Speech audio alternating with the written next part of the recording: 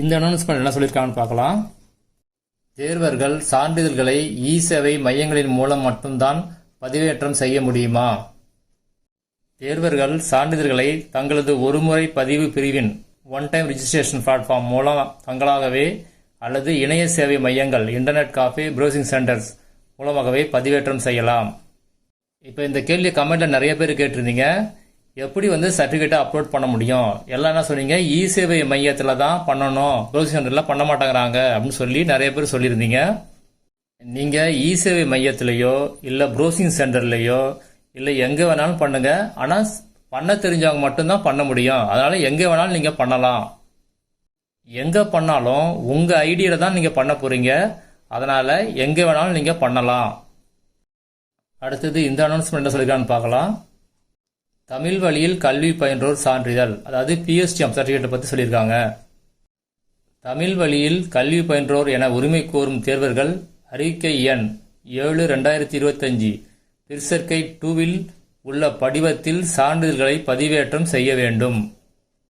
அதாவது நீங்கள் ஸ்கூல்லையோ இல்லை காலேஜில் போய் PSTM சர்டிஃபிகேட் வாங்கினீங்க அப்படின்னா TNPSC என்ன ஃபார்மேட்டில் கொடுத்தாங்களோ அந்த ஃபார்மேட்டில் தான் வாங்கணும். அது அனெக்சர் 2ல் அந்த ஃபார்மேட் இருக்குது. அதே ஃபார்மேட்டு தான் நீங்கள் வாங்கணும். வேறு ஃபார்மேட்டில் வாங்கினீங்கன்னா TNPSC அக்செப்ட் பண்ண மாட்டாங்க. தேர்வர்கள் சான்றிதழில் தங்களுடைய பெயர், வகுப்பு, பட்டம், பயின்ற ஆண்டு ஆகியவை சரியாக இருப்பதை உறுதி செய்து கொள்ள வேண்டும். அதாவது உங்கள் நேம் கரெக்டாக இருக்கான்னு பார்த்துங்க, எந்த ஸ்டாண்டர்ட் படிச்சீங்கன்னு பார்த்துங்க, எந்த வருஷம் படிச்சீங்க பார்த்துங்க, இதெல்லாம் கரெக்டாக இருக்கான்னு ஒரு தடவை பார்த்துங்க.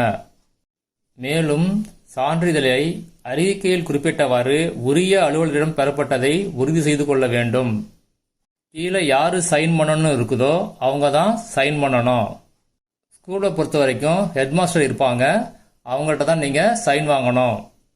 ஹெட்மாஸ்டர் அன்னைக்கு இல்லை அப்படின்னா அடிஷனல் சார்ஜில் யாராவது இருப்பாங்க, அவங்க என்ன பண்ணணும் அப்படின்னா ஃபார் போட்டு அவங்களுக்கு பதிலாக இவங்க சைன் பண்ணலாம். ஆனால் சீல் HMனு இருக்கணும். சைன் கிரீனிங்கில் இருக்கணும். அதில் டேட்டு சீல் கண்டிப்பாக இருக்கணும். மேலும் இணைய வழியில் பெறப்படாத சான்றிதழில் கல்வி நிறுவனத்தின் அலுவலக முத்திரை மற்றும் நாள் இருப்பதை உறுதி செய்து கொள்ள வேண்டும். ஏற்கனவே சொன்னதான், சீலும் டேட்டும் கண்டிப்பாக இருக்கணும். அடுத்தது இந்த அனௌன்ஸ்மெண்ட்லேயும் PSTM பற்றி தான் சொல்லியிருக்காங்க, என்னன்னு பார்க்கலாம். தேர்வர்கள் தாங்கள் படித்த பள்ளியின் பெயர் மாற்றம் செய்யப்பட்டிருப்பின், உதாரணமாக தொடக்கப்பள்ளி என்பது நடுநிலைப்பள்ளி என்று என்ன செய்ய வேண்டும்?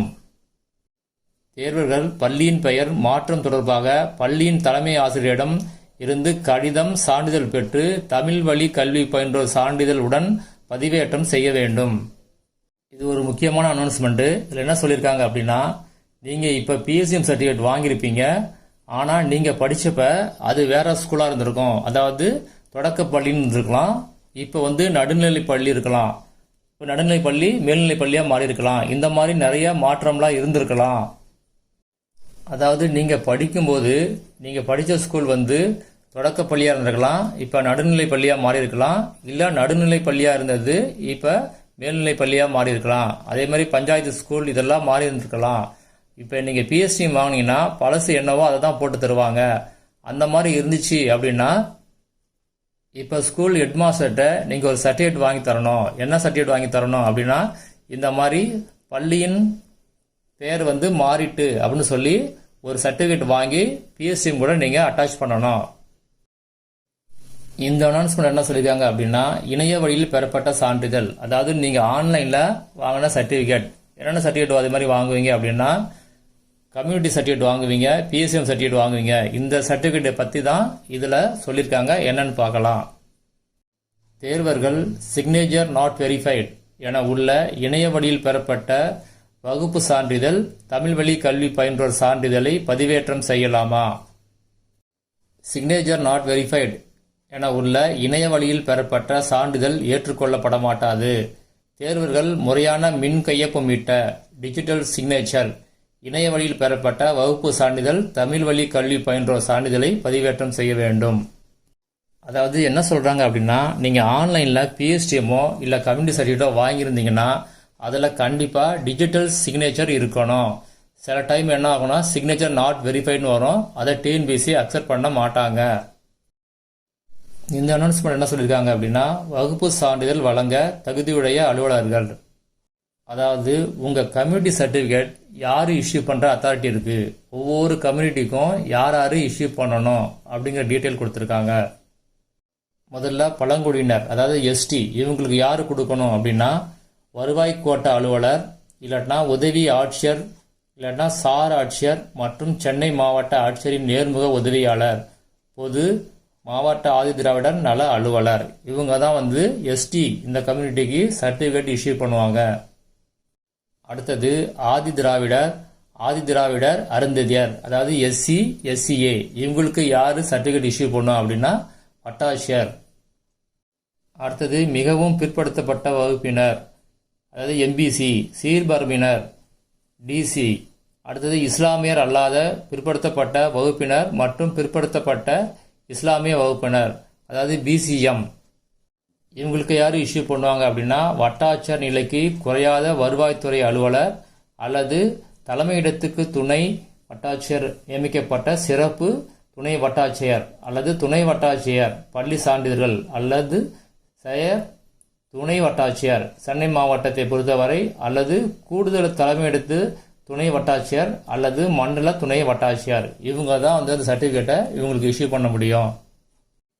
அடுத்தது மிகவும் பிற்படுத்தப்பட்ட வகுப்பினர், அதாவது எம்பிசி, சீர்மரபினர், அதாவது டிஎன்சி, பட்டியலில் குறிப்பிடப்பட்டுள்ள தொட்டிய நாயக்கர், ராஜகம்பளம், கொல்லர், சில்லவர், தொக்கணவர், தொழுவ நாயக்கர் மற்றும் ஏற்கொள்ளர், இவங்களுக்கெல்லாம் யார் இஷ்யூ பண்ணணும் அப்படின்னா தலைமையிடத்து துணை வட்டாட்சியர், மண்டல துணை வட்டாட்சியர்.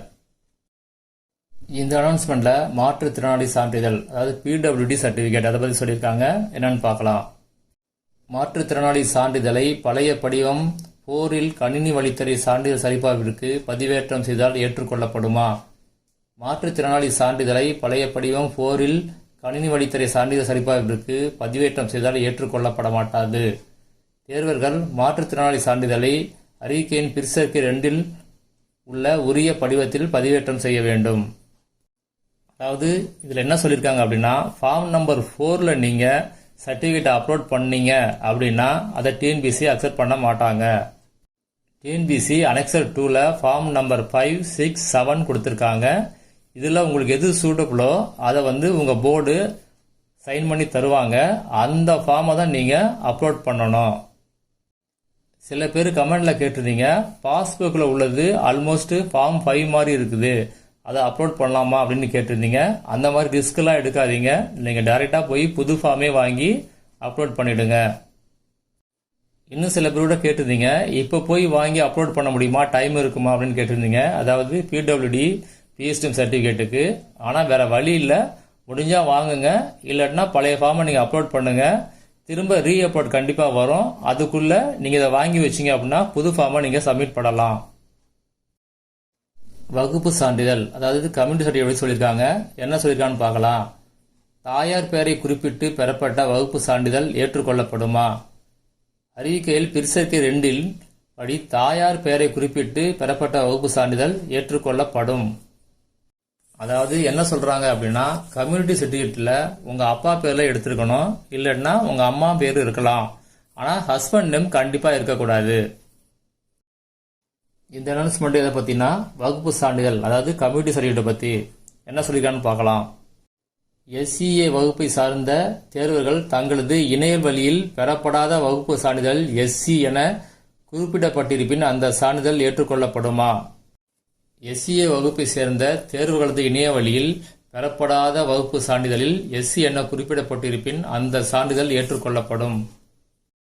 அதாவது என்ன சொல்லியிருக்காங்க அப்படின்னா, நீங்க கம்யூனிட்டி சர்டிஃபிகேட்டை டைரக்டா வாங்கியிருந்தீங்க, கார்டில் வாங்கியிருந்தீங்க அப்படின்னா அதில் எஸ்சிஏக்கு பதிலாக எஸ்சின்னு இருக்கும். அதை அக்செப்ட் பண்ணுவாங்களா அப்படின்னா கண்டிப்பாக டிஎன்பிசி அக்செப்ட் பண்ணுவாங்க. இதில் என்ன சொல்லியிருக்கான்னு பார்க்கலாம்.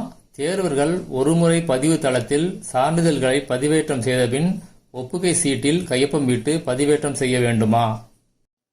தேர்வர்கள் ஒருமுறை பதிவு தளத்தில் சான்றிதழ்களை பதிவேற்றம் செய்த பின் ஒப்புகை சீட்டை மீண்டும் பதிவேற்றம் செய்ய வேண்டியதில்லை. அதாவது பழைய மெத்தடில் என்ன பண்ணுவாங்க அப்படின்னா, எல்லா சர்டிஃபிகேட்டும் அப்லோட் பண்ண பிறகு அந்த அக்னாலஜ்மெண்ட்டை டவுன்லோட் பண்ணி அதில் ஒரு சைன் பண்ணி திரும்பவும் அப்லோட் பண்ணுவாங்க. அந்த மாதிரி இந்த டைமில் கிடையாது, போன டைமே கிடையாது. இப்போலாம் நீங்கள் அப்லோட் பண்ணால் மட்டும் போதும், அதை மட்டும் நீங்கள் பிரிண்ட் எடுத்து வச்சிங்க. இதில் என்ன சொல்லிருக்கான்னு பார்க்கலாம். கணினி வழித்தறி சான்றிதழ் சரிபார்ப்பிற்கு சான்றிதழ்களை பதிவேற்றம் செய்ய கூடுதல் கால அவகாசம் வழங்கப்படுமா? கணினி வழித்தறி சான்றிதழ் சரிபார்ப்பிற்கு சான்றிதழ்களை பதிவேற்றம் செய்ய கூடுதல் கால அவகாசம் வழங்கப்பட மாட்டாது. அதாவது என்ன சொல்கிறாங்க அப்படின்னா, இப்போ சர்டிஃபிகேட்லாம் அப்லோட் பண்ணுறதுக்கு டேட்டை எக்ஸ்டெண்ட் பண்ணுவாங்களா அப்படின்னு கேட்டதுக்கு டேட்டெல்லாம் எக்ஸ்டெண்ட் பண்ண மாட்டாங்க. தேர்வர்கள் கணினி வழித்தறி சான்றிதழ் சரிபார்ப்பிற்கு சான்றிதழ்களை பதிவேற்றம் செய்ய கடைசி நாளான 7/11/2025க்குள் சான்றிதழ்களை பதிவேற்றம் செய்யவில்லை எனில் அத்தகைய தேர்வுகள் தெரிவின் அடுத்த நிலைக்கு பரிசீலிக்கப்பட மாட்டார்கள். அதாவது என்ன சொல்றாங்க அப்படின்னா 7/11/2025 இதுதான் சர்டிஃபிகேட் அப்லோட் பண்றதுக்கான லாஸ்ட் டேட்டு. அதுக்கு பிறகு நீங்க பண்ணீங்க அப்படின்னா உங்க கதை கன்சிடர் பண்ண மாட்டாங்க, அதுக்குள்ள தான் நீங்க பண்ணணும். இது என்ன சொல்றான்னு பார்க்கலாம். ஒருமுறை பதிவு தளத்தின் மூலம் சான்றிதழ்களை பதிவேற்றம் செய்த பின் மீண்டும் திருத்தம் செய்து பதிவேற்றம் செய்யலாமா? ஒருமுறை பதிவு தளத்தின் மூலம் சான்றிதழ்களை பதிவேற்றம் செய்த பின் சான்றிதழை தவறாக பதிவேற்றம் செய்து இருந்தாலோ அல்லது பதிவேற்றம் செய்யாமல் விடுபட்டிருந்தாலோ சரியான சான்றிதழை 7/11/2025 வரை பதிவேற்றம் செய்யலாம்.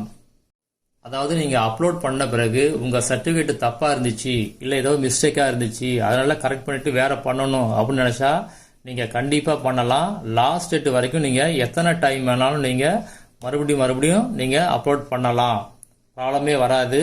ஆனால் அதுக்கு பிறகு நீங்கள் அப்லோட் பண்ண முடியாது. தேர்வர்கள் இறுதி நாள் வரை காத்திராமல் சான்றிதழ்களை உடனே பதிவேற்றம் செய்யுமாறு கேட்டுக்கொள்ளப்படுகிறார்கள். இது என்ன சொல்லியிருக்காங்க அப்படின்னா, இணைய வழி விண்ணப்பத்தின் போது தெரிவித்த வகுப்பு சான்றிதழ், தமிழ் வழி கல்வி பயின்றோர் சான்றிதழில் ஏதேனும் பிழைகள் இருப்பின் பிழைகளை சரி செய்து புதிய சான்றிதழை சான்றிதழ் சரிபார்ப்பின் போது பதிவேற்றம் செய்யலாமா?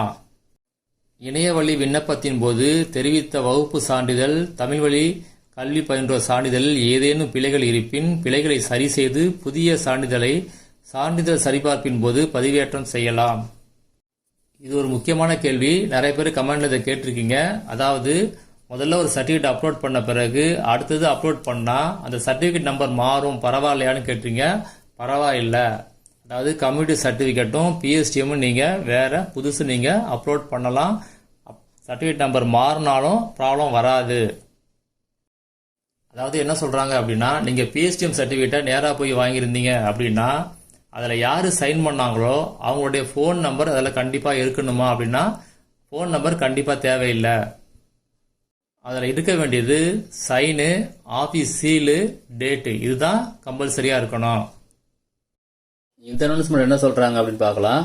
மாற்றுத்திறனாளி தேர்வர்கள் மாற்றுத்திறனாளி அடையாள அட்டை, அதாவது ஐடென்டி கார்டு மற்றும் உதவிகள் பதிவு புத்தகம், பாஸ்புக் ஆகியவற்றை கணினி வழித்துறை சான்றிதழ் சரிபார்ப்பிற்கு பதிவேற்றம் செய்தால் ஏற்றுக்கொள்ளப்படுமா? மாற்றுத்திறனாளி தேர்வர்கள் மாற்றுத்திறனாளி அடையாள அட்டை, ஐடென்டி கார்டு மற்றும் உதவிகள் பதிவு புத்தகம், பாஸ்புக் ஆகியவற்றை கணினி வழித்துறை சான்றிதழ் சரிபார்ப்பிற்கு பதிவேற்றம் செய்தால் ஏற்றுக்கொள்ளப்பட மாட்டாது. தேர்வர்கள் மாற்றுத்திறனாளி சான்றிதழை அறிக்கையின் பிற்சேர்க்கை 2 குறிப்பிட்டவாறு உரிய படிவத்தில் பதிவேற்றம் செய்ய வேண்டும். அதாவது என்ன சொல்றாங்க அப்படின்னா, பிடபிள்யூ சர்டிஃபிகேட்டுக்கு பதிலாக நீங்க உங்க ஐடி கார்டையோ இல்லை பாஸ்புக்கையோ நீங்கள் அப்லோட் பண்ணிங்கன்னா அந்த டிஎன்பிசி ஏற்றுக்க மாட்டாங்க. ஏற்கனவே ஒருத்தவங்க கேட்டிருந்தாங்க, பாஸ்புக்கில் ஆக்சுவலாக ஃபார்ம் நம்பர் 5 மாதிரி இருக்குது, அதை அப்லோட் பண்ணலாமா அப்படின்னு கேட்டிருந்தீங்க. அந்த மாதிரி அப்லோட் பண்ண வேண்டாம். அனெக்சர் 2ல் 3 ஃபார்ம் கொடுத்துருக்காங்க, ஃபார்ம் 5, 6, 7. அதில் எது உங்களுக்கு சூட்டபிளோ அந்த ஃபார்மை நீங்கள் அப்லோட் பண்ணுங்கள்.